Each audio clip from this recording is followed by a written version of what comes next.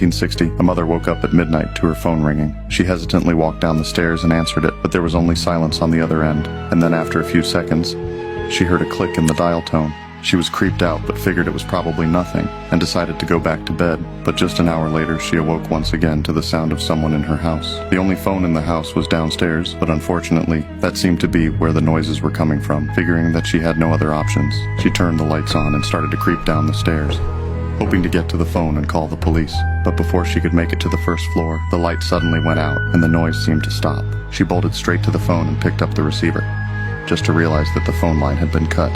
And then a couple of seconds later, she noticed a silhouette of a short man running at her. Before she could react, he attacked her. He appeared to be wearing a leathery mask, an old musty overcoat, and nail-studded bracelets, which made the woman believe that his intentions were much worse than a simple robbery. She tried her absolute best to push and shove him away, but this only made the intruder fight back harder.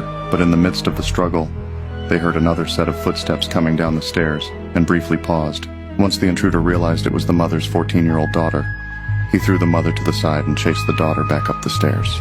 The mother, realizing that now was her only chance to escape, sprinted out the front door into her neighbor's house for help.